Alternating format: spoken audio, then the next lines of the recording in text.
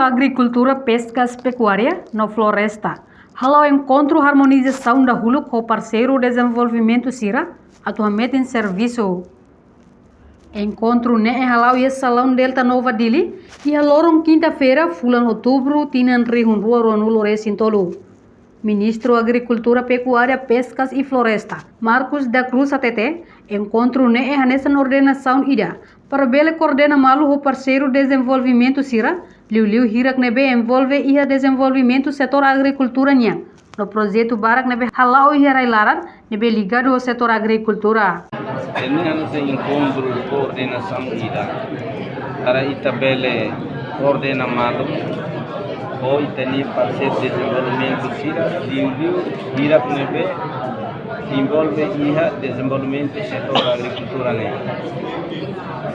Sira ia Barak projeto Barak nebe halau hi tania rai ligado ao setor agricultura ia se ia itabolo yang grant tambah orçamento de halo desenvolvimento ia tania rai de agricultura ne osan mai si tania estado governo ni orçamento imos osam mais Israeli memang kita bol yang grant di hane ya parceiro desenvolvimento ne para tamane mak kita bol malu hodi wali ba malu para itala bele iha overlapping kata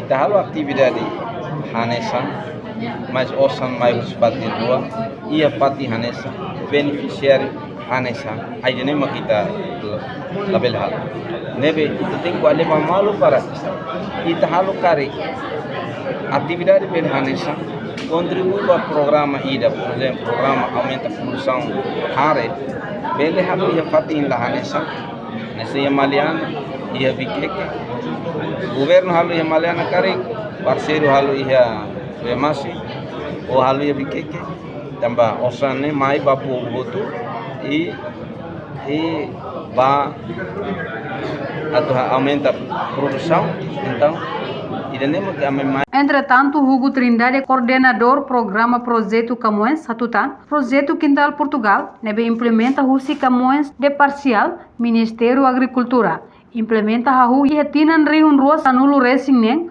to agora foca liba setor café e agrofloresta. Iha agrofloresta, diversificação. Ba café lara no pesquisa com ba café, liu capacitação ba investigador, timorniang iha área moras fruzing café.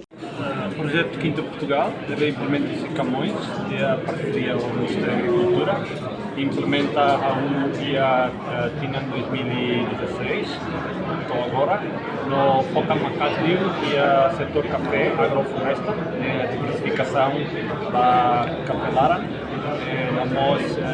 Íamos setor pesquisa para a café, desenvolvemos capacitação para investigadores Timor e a área moras de café.